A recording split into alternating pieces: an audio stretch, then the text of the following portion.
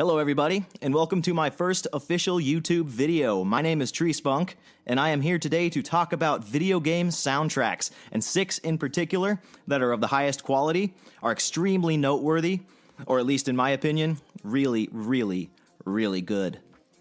But first, a little history. I was born in 1989, or as I like to say, year of Genesis, and I was raised with music and video games. Both have always been a part of my life, and both come rather naturally to me. I have many memories of playing video games as a youngster, probably more so than any other memory, but I have just as much, if not more, of actually listening to the in-game music. Video game soundtracks to me leave just as much an impact as the actual gameplay, especially if it is very well done and or provides more depth in the overall atmosphere the game produces. Just imagine how dull a video game would be without any form of music or sound. Now, as for the countdown, I have a couple of rules in mind. Most countdowns would state 1 game per series, 1 game per genre, etc. But this is a different kind of list, and I'm going for original soundtracks, meaning licensed third-party music and or remixes don't count, and I'm going for quantity as well as quality. For example, we all know how awesome the Mario Overworld theme is from the original Super Mario Bros. I mean, even the Underworld theme too. But those are 2 of only about 4 original songs in the whole game. I mean, I don't know, you might include the flagpole ditty at the end, but in reality, it's the mushroom power-up sound with the tempo slowed way down. Don't believe me? Try it yourself. So that doesn't count. My big rule is 1 game per composer per series. Now, I think that's fair, considering a game could have an awesome soundtrack from one guy, and then the sequel comes around, has a new composer, and is also awesome, but could be radically different. Anyway, without further ado, let's get to the countdown. But first, a disclaimer. Please note that this is an opinion-based countdown, like most on YouTube. Not everyone will agree with my opinion, but I have one just like everybody else, and I'm simply sharing it. No, I have not played every video game in the world, and I'm sure there are many that deserve to be on this list. No, I am not the most up-to-date gamer. In fact, I consider myself pretty old school. You have been informed. Fire away. All right, to kick things off, at number 6, we have Sonic 3D Blast. And yes, this is the Sega Saturn version, not the Sega Genesis version, with music composed by Richard Jacques. Okay, I know, this isn't in anyone's definition of a great game, but not to say it's bad, it's just that you're Sonic. You gotta go fast. Blazing speeds, near Mach 1, something like that. Anyway, Sonic 3D Blast was released in late 1996 for the Sega Genesis and the Sega Saturn. Both versions of the game play very similarly, but that's about where the similarities end. I myself praise the Saturn version and much prefer it over the Genesis. Despite the ridiculous load times, which I'm sure some of you are familiar with, the Saturn version had a much different soundtrack, and I think it's worlds better. The Genesis soundtrack was okay, don't get me wrong, but composer Richard Jacques did such a wonderful job capturing the ambience and atmosphere each new level provides. The music is quite un-Sonic-like, but in a good way. If you haven't played the Saturn version or heard its soundtrack, I highly recommend giving it a listen, or hey, if you got access to it, give it a playthrough. Why not? My personal favorites are Rusty Ruin Acts 1 and 2. I will endure the first 3 acts of the game just to hear these gems. Next on the list at number 5, we have Spyro Year of the Dragon for the PlayStation 1 with music composed by Stuart Copeland and Ryan Beveridge. I had to pick just one original Spyro game, considering Stuart Copeland had his hand in all 3 of them. And yes, by the way, this is the same Stuart Copeland who is playing alongside Andy Summers and Sting in The Police. Now, all 3 games have stellar soundtracks, but Year of the Dragon is the latest entry to the series, released for the PlayStation in late 2000, and I think its soundtrack was definitely the most polished.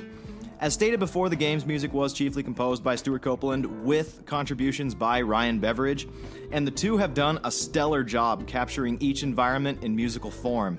And I'm sure you all know, the games themselves are a blast to play and are some of the best 3D platforming experiences out there, and the music adds such depth and imagination to the whole experience. The tracks themselves are a bit of a mixed bag, but that's what I like best about it.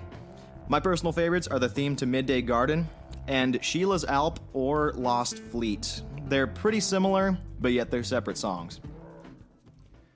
Coming in at number 4, we have Sonic the Hedgehog 3 and Knuckles, released for the Sega Genesis with music composed by Brad Buxer, Shirako Jones, Jeff Grace, Michael Jackson, Sachio Ogawa, Tatsuyuki Maeda, Tomonori Sawada, Jun Senui, and Howard Drossen. I'm really sorry if I have pronounced any of those wrong, by the way.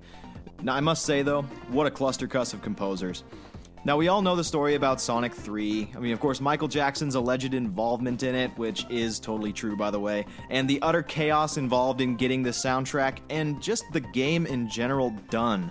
But I'm not here to talk about that. Now, Sonic the Hedgehog 3 was released in early 1994 in North America, and Knuckles later the same year. As I stated before, this listing is for Sonic the Hedgehog 3 and Knuckles, not just one or the other. Now, I know they're separate games, but linking them together gives us the complete Sonic 3 experience that we should have gotten from day one. Besides, does anybody even play Sonic and Knuckles on its own? Anybody?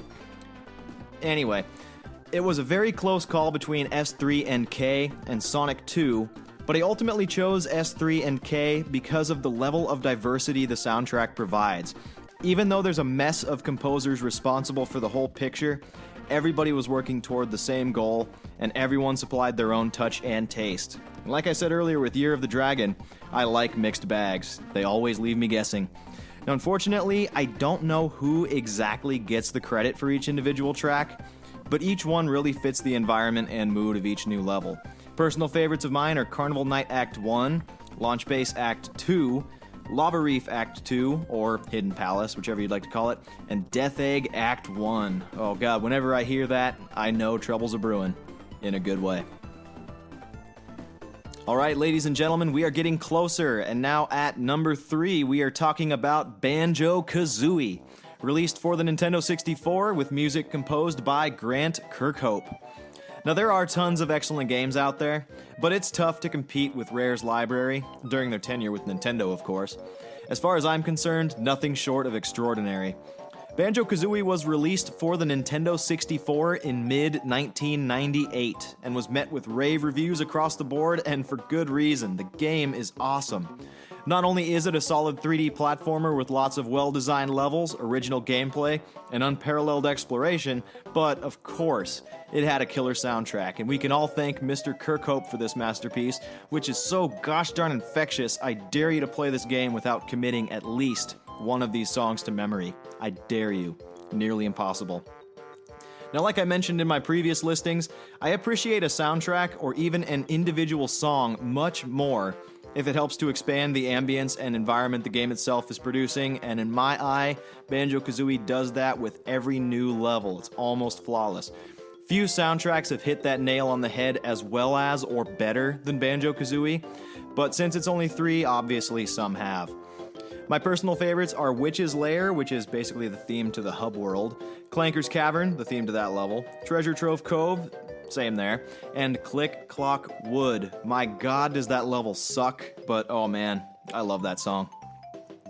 Now it's time for the penultimate item on this countdown. At number 2, we have Super Mario Galaxy, released for the Nintendo Wii with music composed by Mahito Yokota and Koji Kondo. Nintendo had a lot of weight on their shoulders when developing Super Mario Galaxy. They needed to outdo the legacy that Super Mario 64 had left behind, and unfortunately, Super Mario Sunshine didn't cut the mustard, despite recent fan flocking toward the game. But in November of 2007, we received Super Mario Galaxy, and it pulled out all the stops. New aspects of platforming that we couldn't dream of, super tight controls that incorporate Wii Motion better than virtually any other game for the console, and the soundtrack. Oh, that soundtrack. Full-on 50-piece orchestral compositions for almost every single level. I actually own a legitimate copy of this soundtrack. Don't ask me how I got it, but I've got it. Need I say more? Oh yes, I do. The original Nintendo composer, Mr. Koji Kondo himself, was present for some compositions, though Galaxy features a great deal of help from Mahito Yokota. I myself am a big fan of classical music, and I love attending concerts of my local symphony. And the music from Mario Galaxy offers me both experiences along with a modern twist. As for atmosphere, the execution is almost perfect. I'd go as far as saying it seems to me like the levels were designed around the songs. Far-fetched? Yes.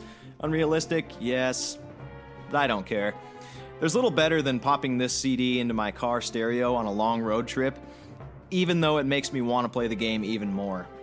Personal favorites of mine are the Overture, very well done. Bowser Jr.'s theme, I just love it. Honey Hive Galaxy, oh, that's a classic. Gusty Garden Galaxy, I like the song, but I do like the level too.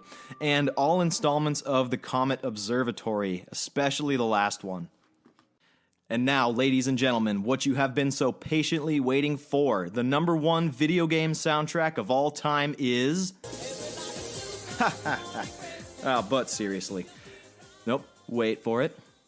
Wait for it. That's right, at #1 we have Donkey Kong Country 2 Diddy's Kong Quest, released for the Super Nintendo with music by David Wise. You can say what you want, I don't care. It's not going to change the fact that this is not only my favorite video game of all time, yes, I am willing to admit that, but this is hands down the greatest soundtrack to ever hit cassette tape, cartridge, or disc. I could go on for days why DKC2 is my favorite game, but that's a matter for another video. DKC2 came out for the Super Nintendo in North America on November 20th of 1995, and gamers were definitely satisfied. The gameplay nears perfection in terms of difficulty and controls, but the soundtrack is nothing short of a miracle. It sets the standard for every element I expect or need from a game's soundtrack, and it covers every end of the musical spectrum, from folky, catchy tunes, peaceful ambient background music, songs you can't help but dance to, intense themes that capture situation and mood, and random compilations of sound effects that meld together so perfectly it makes me want to cry. I hate to select favorites, and this list is going to be lengthy, but for the sake of YouTube and time, my favorites are Crocodile Cacophony from the final boss fight, In a Snowbound Land from any ice-based level, Hothead Bop from most, but not all, lava levels, Forest Interlude, Mining Melancholy, Lockjaw's Saga, Flight of the Zinger, and of course, Sticker Brush Symphony. Yes, Sticker Brush Symphony, the best piece of video game music in history. I don't even care for the bramble levels in which it plays, but I play the level to hear the music. Commitment, thy name is DKC2. For a closing statement, I would just like to give a big thank you to Mr. David Wise for helping to seal this game into my lifelong memory and for making a flawless and absolutely killer soundtrack for my favorite video game of all time. Thank you, Mr. Wise. Thank you. And of course, a big thank you to you all who've stuck it out to the end, and if you want to hit the like and or subscribe buttons, I would very much appreciate it. Even if you hit a dislike, it's still feedback, and I will gladly accept it. Also, if you'd like to leave a comment on the video or a suggestion for another game with an awesome soundtrack, I will read every comment and try my best to reply to all of them. I have many other ideas for videos I'd like to do, and you may see some cool ones in the future, so keep checking back. On a side note, I have a SoundCloud account and an alternate YouTube account, where you can hear some cool, funky, and or just plain weird stuff I've made or contributed to, including a cover version of Sticker Brush Symphony. So check that out if you have some time, link down in the description. Also down in the description are links for YouTube playlists composed of the complete soundtracks listed above, so you may hear what you want when you want to. As always, this was Tree Spunk. Thank you for watching, and until we meet again, see ya!